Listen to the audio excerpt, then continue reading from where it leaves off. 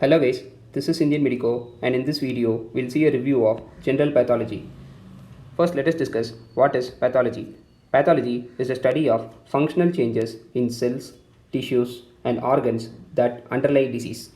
Now let us discuss about homeostasis. Homeostasis is the state of internal equilibrium at which normal physiologic demands of a cell are met. Pathophysiology results when cell injury sufficiently disrupts homeostasis. That is, when homeostasis is disrupted, there will be pathology. It is also important to remember that homeostasis is different from hemostasis. Hemostasis means arrest of bleeding, whereas homeostasis is the state of internal equilibrium. Now let us discuss the mechanisms of cell injury. Altered physiological stimuli, reduced oxygen supply, microbial infection, metabolic alteration, and cumulative aging all can cause cell injury. Now let us discuss the ways that cells adapt to stress. These include hyperplasia, hypertrophy, atrophy, and metaplasia. This picture shows normal cells. This picture shows atrophy or decreased cell size. This is hypertrophy or increased cell size. This is hyperplasia or increased cell number. This is metaplasia or conversion of one cell type to another, and this is dysplasia, which is disorderly growth of cells. Now let us discuss about cellular adaptations in detail. In hyperplasia, there is increased number of cells leading to increased volume of an organ or tissue. For hyperplasia to occur, the cells must be capable of mitotic division. Benign prostatic hyperplasia is an example. Now let us discuss about hypertrophy. In this case, there is increase in cell size due to synthesis of cellular structural components leading to increased size of an organ or tissue. Hypertrophy does not require mitotic division. Example is hypertrophy of myocardium. Remember, hyperplasia is increase in number of cells, whereas hypertrophy is increase in cell size. For hyperplasia, cells must be capable of mitotic division, whereas this is not the case in hypertrophy. Now let us discuss about metaplasia. It is reversible change that occurs when one adult cell type is replaced by another adult cell type. For example, in Barrett's esophagus, normal stratified squamous epithelium of esophagus is converted to simple columnar epithelium. Now let us discuss about atrophy. It is reduction of cell size due to loss of structural components of cell. It is basically an attempt by the cell to reduce demand to match a reduced supply. In atrophy, entire tissue or organ diminishes in size when enough cells are involved. Atrophy can be physiologic atrophy or pathologic atrophy. Example for physiologic atrophy is loss of certain embryologic structures like umbilicus and the uterus returning to non-gravid state after parturition. Pathologic atrophy occurs in case of hypoxia, loss of innervation, disuse and aging. Now let us discuss the hallmarks of reversible cell injury. These include reduced oxidative phosphorylation, ATP depletion, cellular swelling, ion efflux and water influx.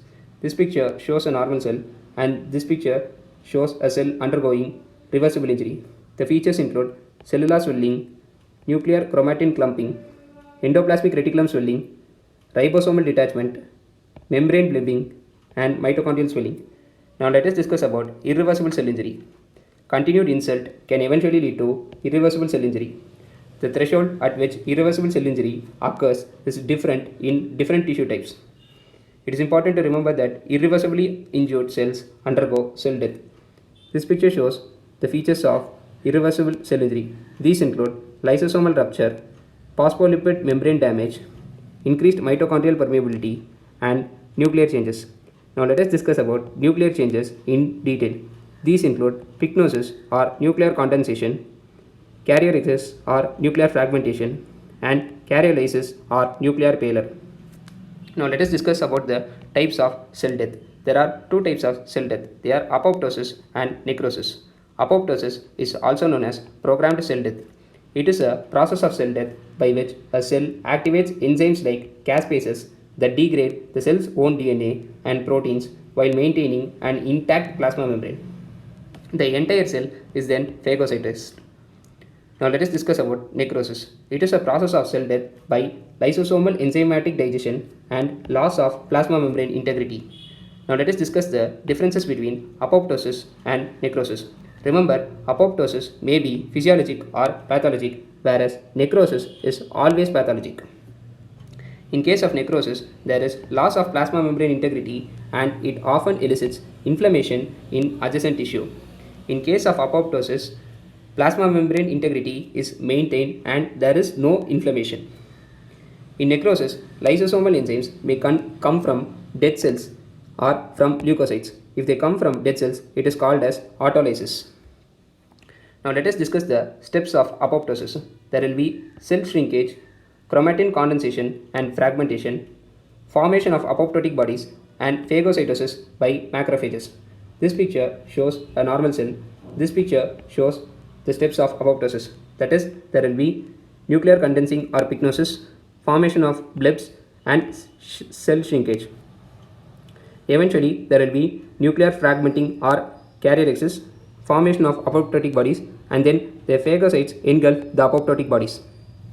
Now let us discuss the pathways which initiate apoptosis. There are three pathways of apoptosis. They are intrinsic or mitochondrial pathway, extrinsic or death receptor initiated pathway, and cytotoxic T lymphocyte mediated pathway. All these three pathways converge on executioner caspases to initiate the execution phase of apoptosis. Now let us discuss about intrinsic pathway in detail. The triggers for intrinsic pathway of apoptosis are lack of hormonal or growth factor stimulation and DNA damage leading to p53 activation. The steps in intrinsic pathway of apoptosis include loss of anti-apoptotic molecules like BCL2 and gain of pro-apoptotic molecules like BAX, BIM in mitochondrial membrane. Remember, BCL2 is anti-apoptotic, whereas BAX and BIM are pro-apoptotic molecules. Then there will be increased mitochondrial membrane permeability and release of cytochrome C. Then there will be activation of caspase 9. This picture shows intrinsic pathway of apoptosis. As discussed earlier, DNA damage can be a trigger which activates BAX and BAX. Then there will be increased mitochondrial permeability leading to release of cytochrome C. Then there will be activation of caspase 9. Now let us discuss about extrinsic pathway of apoptosis. The triggers for extrinsic pathway include TNF receptor ligands like TNF alpha and FAS receptor ligands like FASL. The steps in extrinsic pathway of apoptosis include creation of a death domain by ligand binding of TNFR1 or FAS and adapter proteins.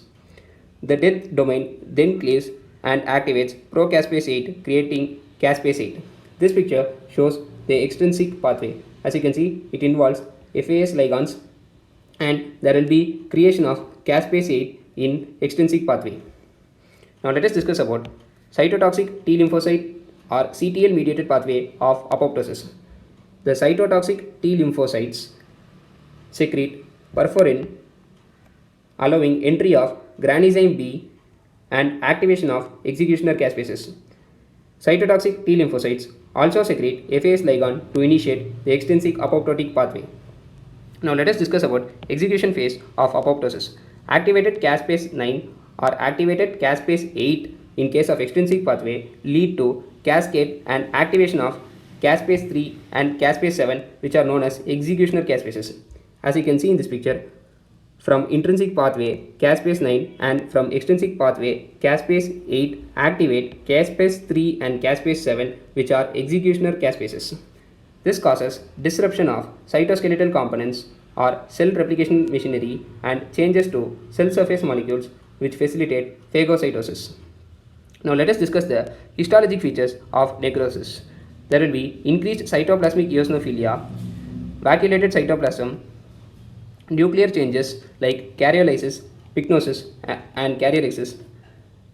There will also be calcification and inflammation in adjacent tissue. This picture shows histologic features of lung abscess, which is a form of necrosis. As you can see, there is inflammation in adjacent tissues and nuclear changes. Now let us discuss about histologic patterns of necrosis. There are various histologic patterns of necrosis like coagulative necrosis and liquefactive necrosis. In coagulative necrosis, this occurs in ischemic and infarcted tissue except for CNS ischemia. In case of CNS ischemia, there will be liquefactive necrosis. In coagulative necrosis, the tissue has a firm texture and the general tissue architecture is maintained. The ghost outlines of necrotic anucleated cells may be present for weeks before undergoing phagocytosis. This picture shows coagulative necrosis of adrenal gland in case of pheochromocytoma, and this is histopathology of the same. As you can see, there are ghost outlines of necrotic anucleated cells. Now let us discuss about liquefactive necrosis. In this case, the normal tissue architecture is rapidly transformed into a liquid mass due to autolysis and heterolysis. Examples for liquefactive necrosis include bacterial abscess, CNS infarction, and gastric ulcer. Now let us discuss about caseous necrosis. In this case, the tissue has a soft cheesy appearance. The general tissue architecture is obliterated. Ghost outlines of anucleated cells may also be present in caseous necrosis. Examples for caseous necrosis include tuberculosis or fungal infection and center of malignant tumor. This picture shows caseous necrosis. This is an example of TB caseous necrosis. As you can see, there are Langerhans giant cells, epithelioid macrophages, and lymphocytes. Now let us discuss about fat necrosis. It is fat degradation with possible saponification due to release of enzymes from pancreas. This picture shows fat necrosis. Examples for fat necrosis include acute pancreatitis, ruptured ulcer, penetrating trauma, and subcutaneous infection. Now let us discuss about surgical necrosis. It is also called as gangrenous necrosis.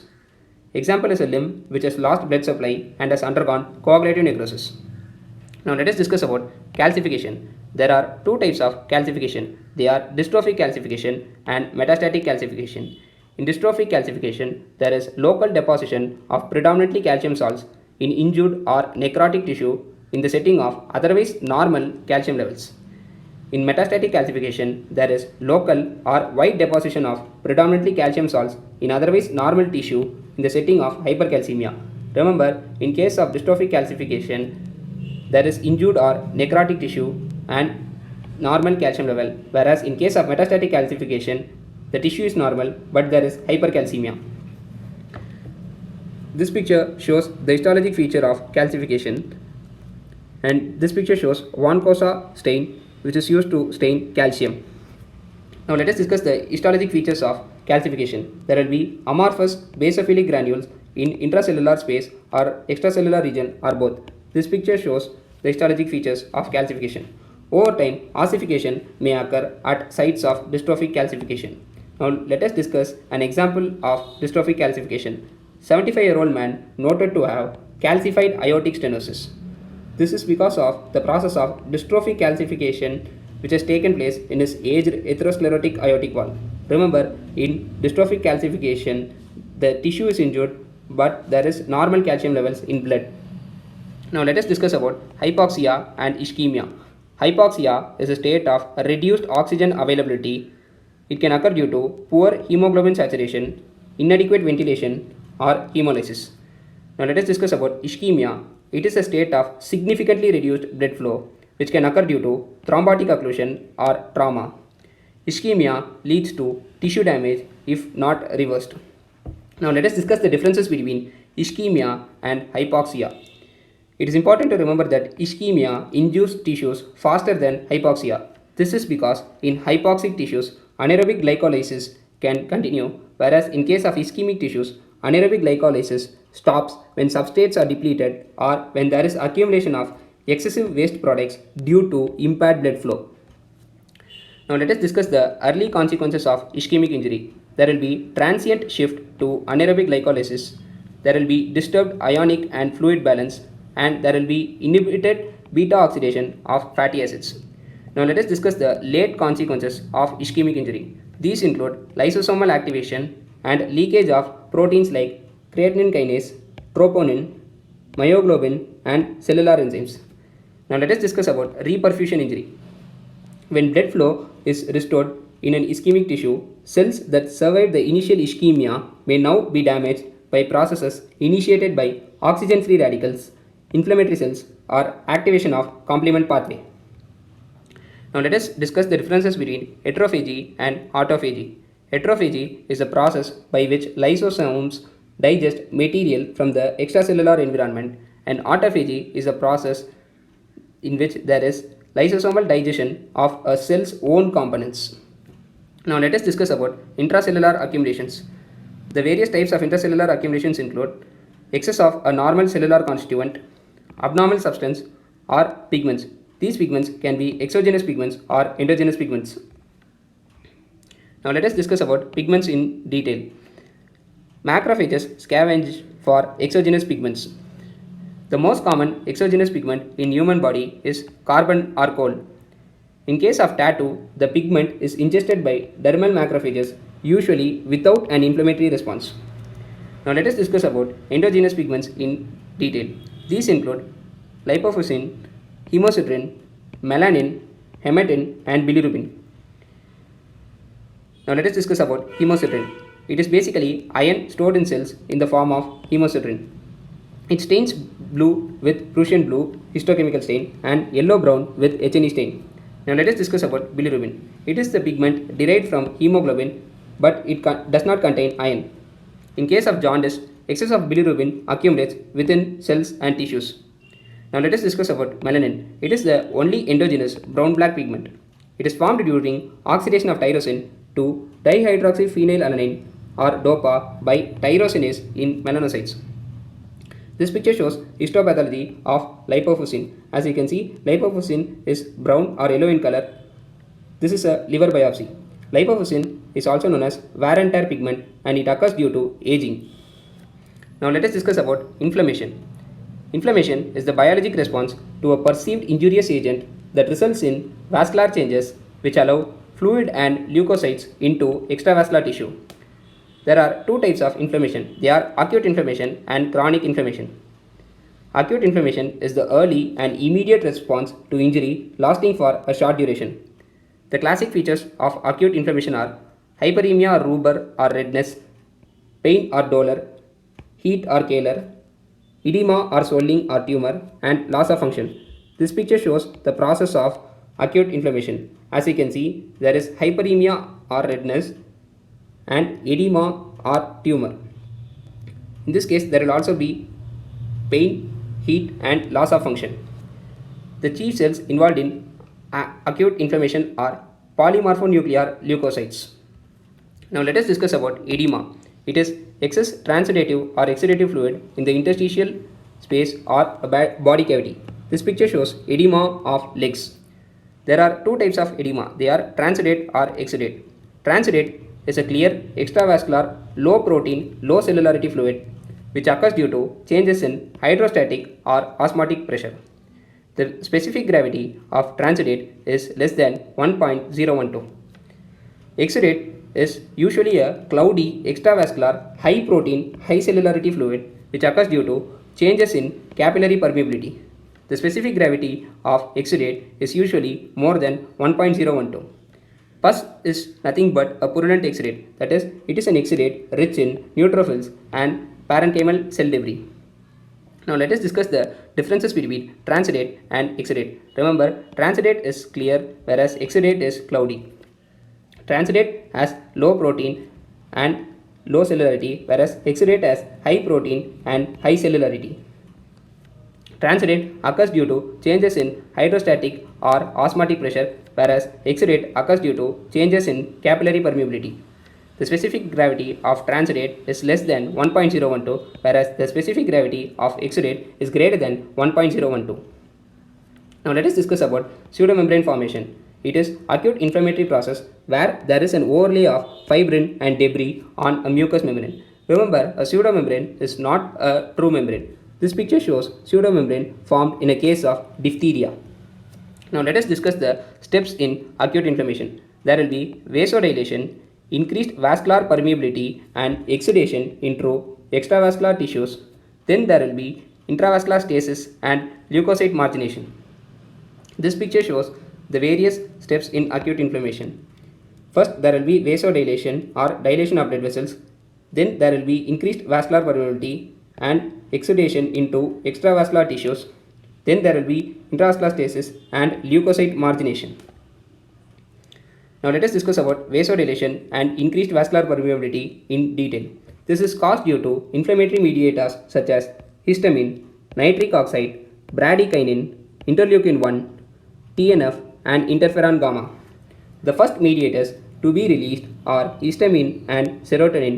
This is because they are present in preformed stores in mast cells, basophils, and platelets. Now let us discuss the steps of leukocyte extravasation. There will be margination, rolling, and addition to endothelium. Then there will be transmigration across endothelium, which is also called as leukocyte diapedesis. Then there will be migration towards a chemotactic stimulus in tissues. This picture shows the steps of leukocyte extravasation. The first step is rolling, then there will be activation, then there will be addition, migration, followed by transendothelial migration. Now let us discuss about the cell surface molecule families involved in leukocyte addition. These include selectins like P-selectin, E-selectin on endothelial cells, and L-selectin on leukocytes. Other molecules include immunoglobulins like ICAM1 and VCAM1. ICAM is intracellular addition molecule. These are present on endothelial cells. Other cell surface molecule families involved in leukocyte addition include integrins, which are present on leukocytes. Now let us discuss about chemotactic agents responsible for leukocyte migration. These include bacterial products, complement especially C5a, leukotrienes, and cytokines like interleukin 8. Now let us discuss about chemotactic agents causing leukocyte movement. This occurs because chemotactic agents bind 7 transmembrane G protein coupled receptors or GPR, which causes activation of effector and second messenger molecules, which causes cytoskeleton component polymerization and contraction. Now let us discuss about phagocytosis in detail. The stages of phagocytosis include recognition and attachment, engulfment, and killing and degradation. This picture shows recognition and attachment. This picture shows engulfment, and this picture shows killing and degradation. There are two types of phagocytosis. They are O2 dependent phagocytosis and O2 independent phagocytosis. O2 dependent phagocytosis includes NADPH oxidase, which is also known as nicotinamide adenine dinucleotide phosphate oxygenase, H2O2 activity, superoxide radicals, and NADPH oxygenase. O2 independent phagocytosis involves BPI or bactericidal permeability increasing protein, lactoferrin, lysozyme, major basic proteins, and defensins. Now let us discuss about complement system in detail. Complement system is a part of the innate and adaptive immune system. It contributes to mediation of vascular permeability and vasodilation. It also contributes to leukocyte addition, chemotaxis, and phagocytosis. The chief components of complement system include C5a and C3b. C5a is a complement cleavage product and it is a powerful chemoattractant. C3b and IC3b are also components of the complement system. They act as opsonins to coat bacteria, which facilitates phagocytosis. Now let us discuss about kinin system. It serves to produce bradykinin, which mediates vascular permeability and vasodilation. Now let us discuss about specific granules. These are neutrophil storage structures and they contain lactoferrin, lysozyme, and collagenase. Now let us discuss about azurophilic granules. These are also neutrophil storage structures and they contain myeloperoxidase, defensins, and elastases. Now let us discuss about various mediators of inflammation and their actions. Nitric oxide causes vasodilation. Vasoactive amines and bradykinin cause increased vascular permeability. Bradykinin and prostaglandins cause pain. Leukotriene B4 and C5a cause chemotaxis and leukocyte activation. Nitric oxide and oxygen metabolites are responsible for tissue damage. Selectins ICAM and CD31 cause leukocyte addition and transmigration. Interleukin 6, interleukin 1 and tumor necrosis factor cause fever. Now let us discuss about the patterns of acute inflammation. These include serous inflammation, fibrinous inflammation, suppurative inflammation, and ulcerative inflammation. Now let us discuss about the outcomes of acute inflammation. There can be complete resolution or fibrosis or abscess formation or chronic inflammation. Now let us discuss about chronic inflammation in detail. It is a complex process lasting weeks to months of variable degrees of concurrent active inflammation, tissue destruction, and attempts at tissue repair. The causes of chronic inflammation include persistent infections, prolonged exposure to toxins, and autoimmune diseases. Now let us discuss the cell types involved in chronic inflammation. Mononuclear cells predominate in chronic inflammation. These include macrophages or monocytes, lymphocytes, and plasma cells. Remember, neutrophils predominate in acute inflammation. Macrophages accumulate at the site of chronic inflammation by continued recruitment, local proliferation, immobilization at the target site by cytokines and oxidized lipids. Now let us discuss about granuloma. It is focal collection of epithelioid macrophages surrounded by a rim of lymphocytes and plasma cells. Now let us discuss about the various types of granuloma. A granuloma can be foreign body granuloma or immune granuloma. Foreign body granuloma occurs when a non-absorbable suture is left in the body over a long time. An immune granuloma can occur with central caseous necrosis, for example in case of TB. This picture shows an immune granuloma, that is TB necrosis. As you can see, there will be Langerhans cells, caseous necrosis, epithelioid macrophages and lymphocytes. Now let us discuss about granulomatous inflammation. It is a pattern of chronic inflammation defined by the presence of granulomas. Now let us discuss about granulation tissue. It is a specialized type of connective tissue which replaces a fibrin clot during wound healing. This picture shows a granulation tissue. Angiogenesis, fibroblasts producing extracellular matrix and some inflammatory cells are present in granulation tissue. Remember, granulomas are not present in granulation tissue. That is, granuloma is different from granulation tissue. Now let us discuss about the mediators of angiogenesis. These include basic fibroblast growth factor or BFGF, vascular endothelial growth factor or VEGF, and vascular permeability factor or VPF. Now let us discuss about the steps in wound healing. The various stages in wound healing include hemostasis or arrest of bleeding, inflammatory stage, proliferative stage, and remodeling stage. Now let us discuss about them in detail. First, there will be acute inflammation, followed by formation of granulation tissue, followed by re-epithelialization and collagen accumulation. This is followed by regression of vascular channels, replacement of granulation tissue with scar, and wound contraction. It takes 36 hours to 4 weeks for an inflammatory exudate to be removed. Now let us discuss about scar formation in detail. First, there will be tissue injury, then there will be inflammation, then there will be formation of granulation tissue, which will be followed by scar formation. That is, the steps include acute inflammation and fibrin clot formation. Then there will be granulation tissue produced by fibroblasts and endothelial cells replace fibrin clot. Then fibroblasts lay down vertically oriented collagen fibers at the wound margin. Then the wound margin is completely filled with granulation tissue.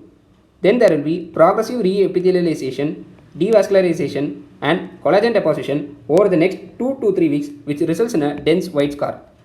Remember, proliferating fibroblasts in the granulation tissue lay down collagen which accumulates in the location of the eventual scar, leading to the formation of scar. Now let us discuss about various types of healing. There are two types of healing. They are healing by primary intention and healing by secondary intention. In healing by primary intention, the wound edges have been mechanically brought together, as you can see in this picture. The fibrin clot will occupy the small residual space and initiate steps of wound healing, and there will be minimal scarring in healing by primary intention. In case of healing by secondary intention, there will be a large skin defect and the wound edges are separated, as you can see in this picture. The wound healing will require more extensive granulation tissue, as you can see in this picture. This causes more wound contracture. Remember, collagen is the ultimate source of strength for the healed wound. Now let us discuss about the factors which inhibit wound healing. These include secondary infection, foreign body which acts as a nidus for inflammation, protein depletion, vitamin C deficiency, hydrocortisones and ischemia. All these factors inhibit wound healing. Now let us discuss about neoplasms in detail. Neo means new and plasia means growth. So neoplasm is any mass, either benign or malignant. This picture shows colorectal cancer, which is a neoplasm. Most neoplasms are monoclonal, meaning they arise from proliferation of a single cell. In case of malignant neoplasms, they are monoclonal proliferations of a single cell that inherited or acquired genetic alterations which cause phenotypically malignant behavior. Now let us discuss about subclones. These are tumor cells that develop over time within a monoclonal neoplasm and have additional mutations which confer a growth advantage. Now let us discuss the differences between benign tumor and malignant tumor. In case of benign tumor, there will be slow growth and it is non-infiltrative and there will be no metastasis. Whereas in case of malignant tumor, there will be rapid growth, it is infiltrative or invasive and there will be presence of metastasis. It is important to remember that the degree of vascularization, that is the blood supply, is a major determinant of tumor growth potential. Now let us discuss about dysplasia. It is a process wherein nuclear features of malignancy are observed but general architectural features are benign. In case of anaplasia, there is lack of differentiation and anaplasia is usually indicative of malignancy. The suffix sarcoma means a malignant neoplasm of mesenchymal origin including bone and soft tissue. The suffix carcinoma is a malignant neoplasm of epithelial origin. Remember, sarcoma means mesenchymal origin and carcinoma means epithelial origin. The suffix oma usually denotes a benign neoplastic process. For example, hemangioma, lipoma and fibroma. There are a few exceptions like melanoma, hepatoma and mesothelioma. All these end with oma but they are malignant. Now let us discuss about teratoma. It is a tumor that arises from germ cells and contains cells from more than one germ layer. This picture shows a teratoma. As you can see, there are mesenchymal elements and ectodermal derivatives like hair. That is, there are cells derived from more than one germ layer. This is a classic case of teratoma. Among all cancers, lung cancers cause the most number of deaths worldwide. Now let us discuss about familial cancer syndrome. It is an inherited susceptibility to malignancy. They can occur due to mutation in an oncogene or a tumor suppressor gene. Mutation in oncogene are usually autosomal dominant, whereas mutation in tumor suppressor gene are usually autosomal recessive. Example for a familial cancer syndrome is familial adenomatous polyposis coli. Now let us discuss about xeroderma pigmentosa. It is an autosomal recessive syndrome of defective DNA repair causing increased skin cancers. This picture shows a case of xeroderma pigmentosa. This girl is more prone to develop skin cancers. Now let us discuss about paraneoplastic syndromes. These are unexplained symptom complexes that sometimes accompany certain cancers. For example, there can be Cushing syndrome due to ectopic hormone production of corticotropins, that is ectopic production of ACTH by small cell lung carcinoma. There can be syndrome of inappropriate ADH secretion due to small cell carcinoma of lung. Both these are paraneoplastic syndromes. Now let us discuss about Virchow node. It is left supraclavicular lymph node metastasis from an abdominal malignancy. Now let us discuss about Trousseau syndrome. It is migratory venous thrombosis, most often associated with pancreatic and bronchogenic carcinomas. This picture shows Trousseau syndrome, that is, it is migratory thrombophlebitis associated with pancreatic cancer. Now let us discuss about P53. It is also known as guardian of the genome. It is a tumor suppressor gene located in chromosome 17. It serves to arrest the cell cycle and induce apoptosis under condition of DNA damage. That is, whenever there is DNA damage, P53 is activated and it arrests the cell cycle. When P53 is mutated, this function is lost and cells with DNA damage will continue to divide and proliferate, possibly acquiring mutations which confer malignant behavior. Now let us discuss about tumors associated with various microorganisms. The tumors associated with Epstein-Barr virus include African form of Burkitt lymphoma. This picture shows a case of Burkitt lymphoma. Other tumors associated with Epstein-Barr virus are post-transplant B-cell lymphomas, Hodgkin lymphoma, and nasopharyngeal carcinomas. Now let us discuss about human T-cell leukemia virus type 1 or HTLV1. It is associated with adult T-cell leukemia or lymphoma, which is more common in Japan and the Caribbean islands. HTLV is also associated with tropical spastic paraparesis, which is a demyelinating disorder. Cervical carcinoma is associated with human papillomavirus serotypes 16, 18, 31, 33 and 35. Now let us discuss about Tnm staging. It is used to describe most cancers. Tnm stands for tumor size, lymph node involvement and metastasis. Now let us discuss about cancer cachexia. It is severe weight loss seen in a cancer patient. The exact etiology of cancer cachexia is still unclear. Soluble factors like cytokines produced by tumor cells are thought to cause cancer cachexia. This picture shows the cytokines produced by tumor cells. These increase lipolysis and proteolysis. They also decrease lipogenesis and adipogenesis and lipid synthesis. Cytokines also cause anorexia.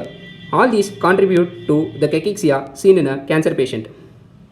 If you have any suggestions, please let me know in the comment section. For more such videos, please check out my playlists. If you like my videos, kindly subscribe. Your subscription will encourage me to make more videos. Thank you.